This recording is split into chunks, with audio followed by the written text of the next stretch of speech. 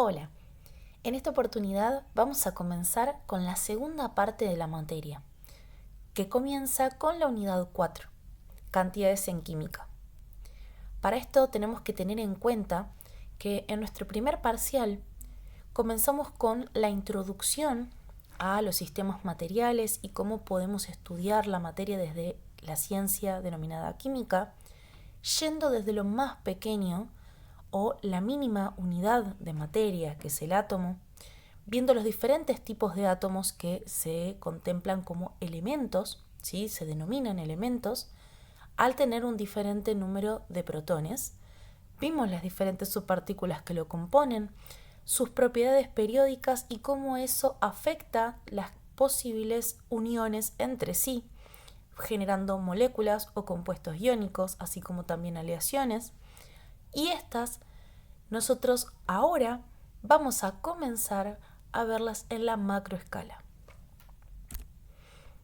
Por ende, cantidades en química va a ser la parte de nuestra asignatura en la que vamos a estudiar la relación que hay entre la masa de los átomos, ¿sí? Que son las menores porciones de materia capaces de combinarse, como vimos en nuestra unidad 2, y las moléculas, que consisten en la menor parte de las sustancias que pueden existir libremente y que tienen todas las propiedades de dicha sustancia, como vimos en la unidad 3, utilizando los conceptos de estructura atómica y fórmulas, como les dije en las unidades anteriores.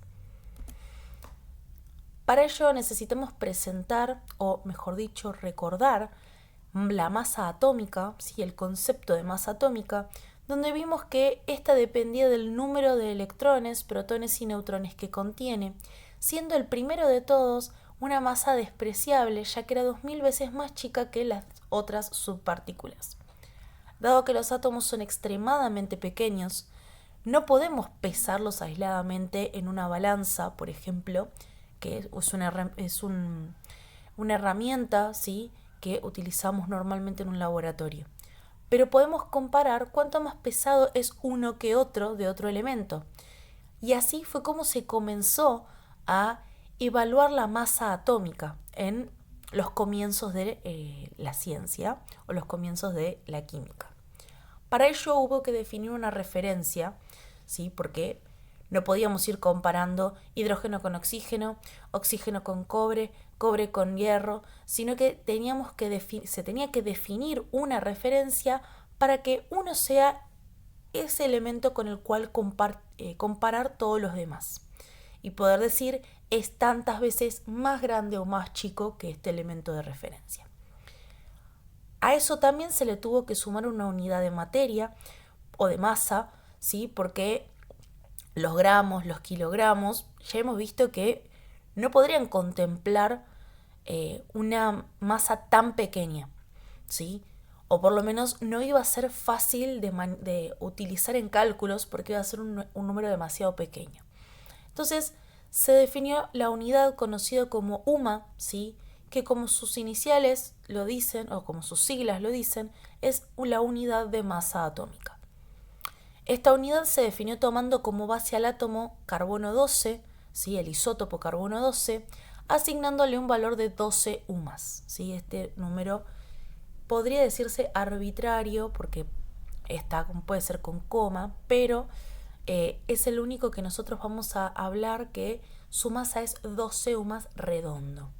El otro, al compararse, ¿sí?, con la masa atómica de este elemento, la masa de cada elemento va a diferenciarse y eso va a impactar en la masa obtenida. Entonces, la masa atómica de cada elemento va a permitirnos entonces asignarle un valor a cada uno en relación a la UMA. Entonces podemos decir que un átomo de carbono 12 tiene una masa de 12 UMAS, mientras que un átomo de hidrógeno 1 va a tener aproximadamente una UMA, ¿sí? Entonces, para lo que son los cálculos, nosotros nos regimos y vamos a hablar de UMAS, pero sí tener en cuenta que es aproximadamente el valor que se observa en la tabla periódica. Ahora sí, lo que nosotros íbamos viendo en las unidades anteriores por el conocimiento de los isótopos es que el número que nosotros vemos en la tabla periódica es el obtenido por la masa relativa, ¿sí? Pero a partir de esta unidad y para los cálculos que se tengan que hacer sobre masa atómica, vamos a utilizar la masa atómica promedio, que es la que nos presenta la tabla periódica. Ahora sí, la UMA, como bien mencionamos, es una unidad de masa y también esta, como toda unidad, tiene su equivalencia en las otras unidades, esto es en gramos. La UMA va a tener un valor de 1,661 por 10 a la menos 24 gramos. Como ven las cifras, claramente es un número muy poco amigable para ejercicios, por eso la introducción de la UMA simplificó los cálculos que se podían realizar en la escala atómica. Entonces, como vemos, también esto impacta en las masas atómicas del resto de los elementos, pudiendo tener la masa del nitrógeno de 2,325 por 10 a la menos 23 gramos, el cloro 5,88 por 10 a la menos 23 y así podríamos seguir. Por ello, para hablar de átomos o moléculas individuales, es mucho más útil expresar las masas en UMAs. Lo mismo nos va a suceder con las moléculas o con los compuestos iónicos, que se van a obtener sumando las masas de sus átomos individuales. Entonces podemos ir a la tabla periódica, mirar la masa relativa de cada uno de nuestros elementos y sumar las masas para obtener la masa molecular o la masa de compuesto. Acá tenemos el ejemplo del dióxido de carbono, que tiene en cuenta sus átomos, 1 de carbono, 2 de oxígeno, y sus masas relativas, dándonos un total de 44 UMAs. Entonces podemos decir que esta unidad, ¿sí?, que comenzamos hoy, es una unidad bisagra. ¿Por qué?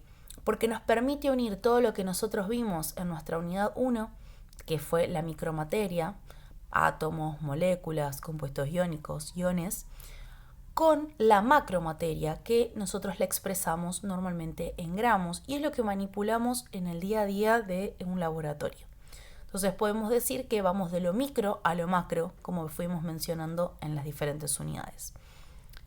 Como los átomos y moléculas no se van a poder pesar individualmente, como les mencionaba en una balanza granataria, resulta muy útil el concepto de mol, que ahora lo vamos a ver a continuación de esta clase y que nos va a permitir saber cuántos átomos o moléculas tenemos en una porción de materia, que podemos aislar y pesar en el mundo macroscópico. Recordemos nuestra definición de química, que era esa ciencia que estudiaba la materia, y recordemos nuestra definición de sistemas materiales, que era esa materia que nosotros podíamos aislar, ya sea real o imaginariamente. Entonces acá podemos hablar cómo el concepto de mol nos va a permitir trabajar con esa porción de materia que nosotros estamos aislando. Entonces acá damos ciertos ejemplos de la vida cotidiana que también se podrían relacionar con el estudio de la química. Por ejemplo, una cucharada de sal de mesa, ya ahora sabiendo que es cloruro de sodio, y un vaso de agua que nosotros también ya sabemos que es nuestro H2O. Ahora, para poder entender mol, es necesario hacer estas comparaciones quizás un poco más burdas.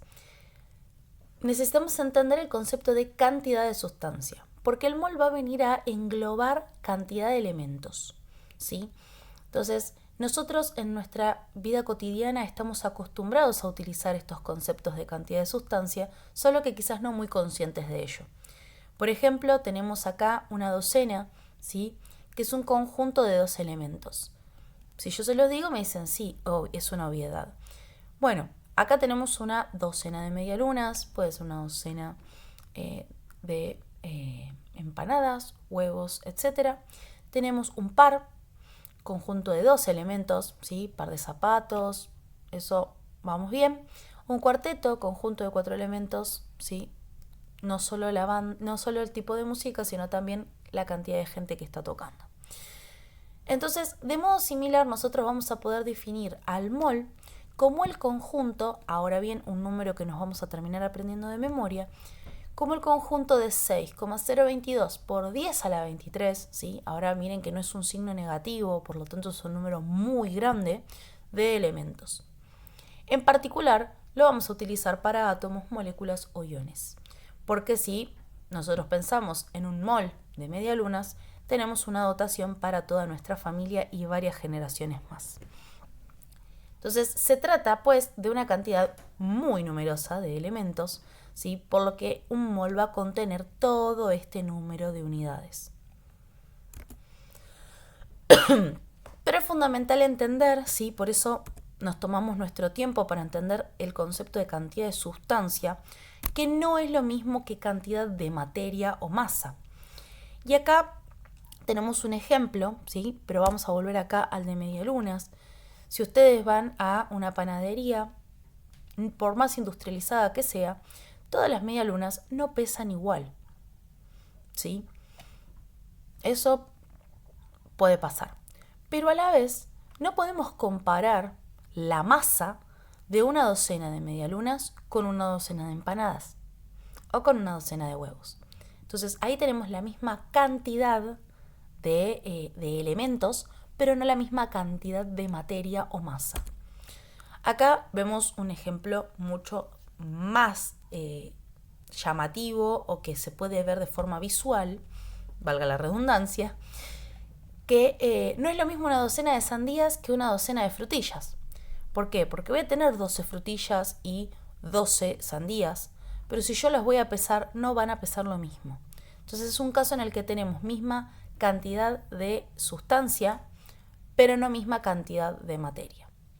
Entonces, del mismo modo, eso lo podemos aplicar en los elementos, que no es lo mismo tener una docena de helio que una docena de neón, porque el neón tiene una masa 5 veces mayor. Esto también se relaciona con mol. Entonces no es lo mismo un mol de helio, es decir, la masa que va a tener 6,022 por 10 a la 23 átomos de helio, que átomos de neón, que van a ser 5 veces mayor.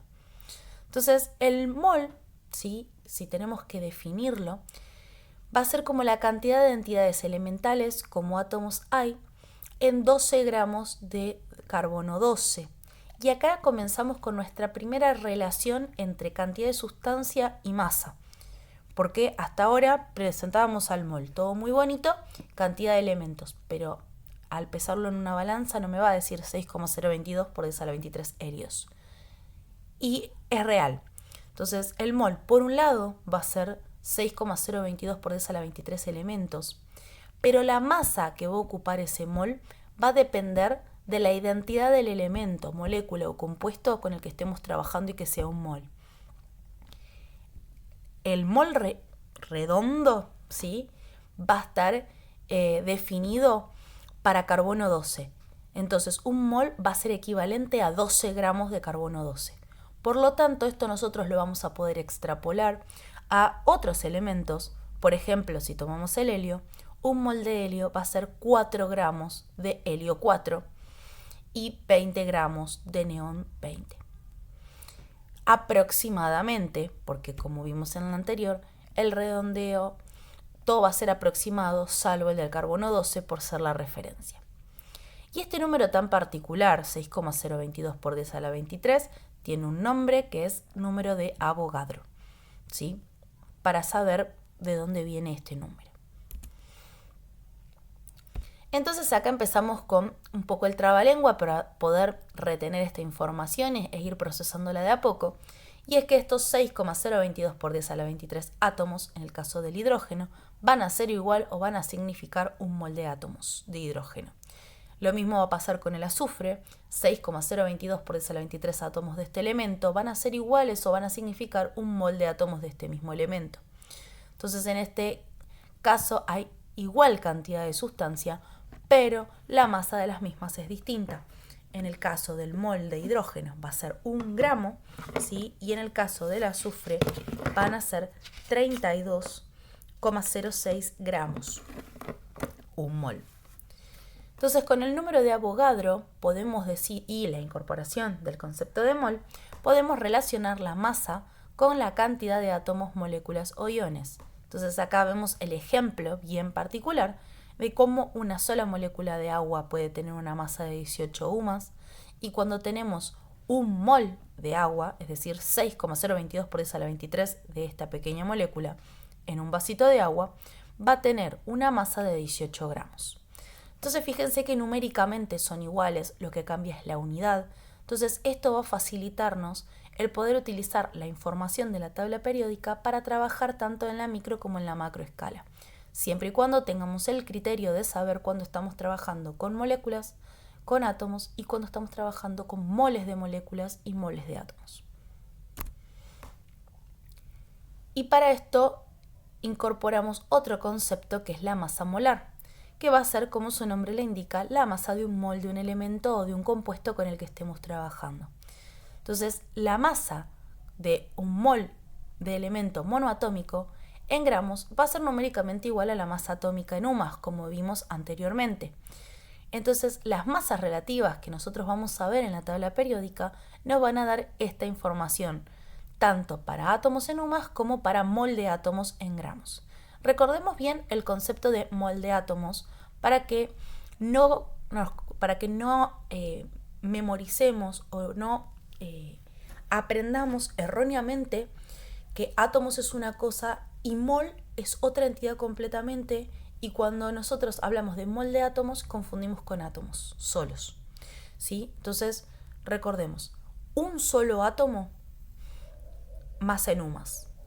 Un mol de átomos, masa en gramos, o más de un mol, menos de un mol, va a ser en gramos. Pero recordemos que es mol de átomos, mol de moléculas, mol de iones.